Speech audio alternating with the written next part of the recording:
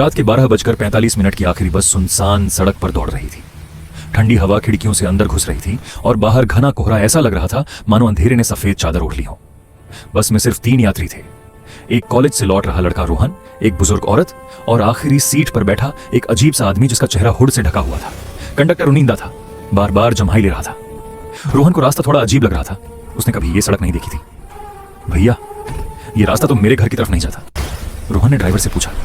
Driver ने सिर्फ 2 शब्द बोले, शॉर्टकट।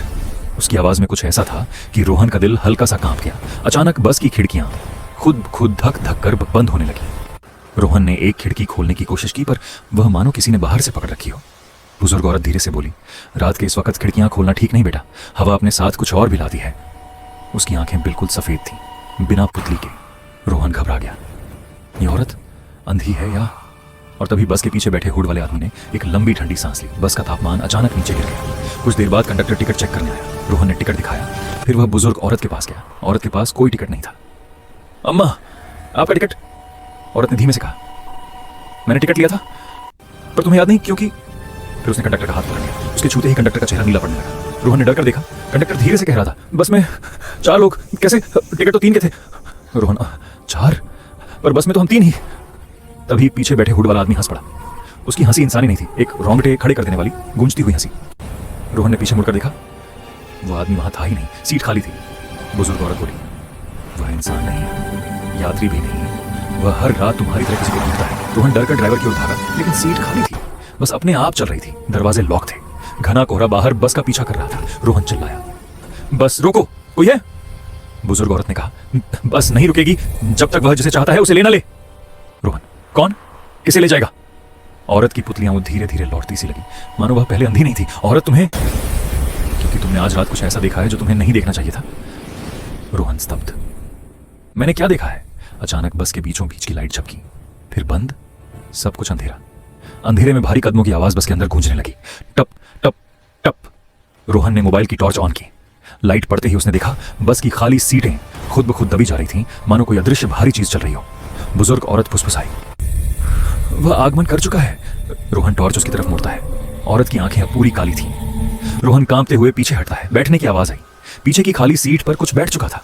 एक भारी असमान मगर मौजूद साया लाइट में हल्की झलक दे रहा था। वह साया धीरे से बोला, तुमने मुझे रास्ते में देखा था और अब मुझे तुम्हें अपने साथ ले जाना है। रोहन घबरा गया। मैंने कुछ नहीं देखा। साया देखा था उस मोड़ पर जहां कोई सड़क होती ही नहीं। बस अचानक रुक गई। दरवाजा अपने आप खुला। बाहर घनघोर अंधेरा, इतना कि जमीन भी नहीं दिख रही थी। बुजुर्ग औरत खड़ी हो गई, पर अब वह औरत लग ही नहीं रही थी। उसकी रीढ़ टेढ़ी थी, चेहरा झुलसा हुआ और उंगलियां लंबी। वह बोली, ये वही जगह है जहां से कोई वापस नहीं आता। साया भी उठ गया। रोहन चिल्लाया, मुझे छोड़ दो। साया बोला, एक बार जब तुम हमारी बस में चढ़ जाते हो तो उतरते सिर्फ हम हैं, तुम नहीं। साया रोहन की ओर बढ़ा। बुजुर्ग औरत ने उसका रास्ता रोका। धीरे, यह अभी जिंदा है, डर का असली स्वाद अभी बाकी है। रोहन ने हिम्मत करके खिड़की लात मारकर तोड़ी और कोहरे में कूद गया। रोहन भागता हुआ अंधेरे में गिर पड़ा।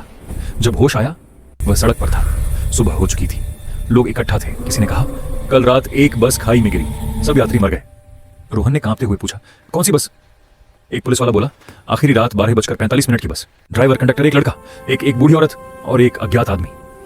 रोहन की सांस अटक गई। वह लड़का वो खुद था, लेकिन वह तो बच गया। पुलिस वाले ने उसकी ओर देखा, तुम कौन हो?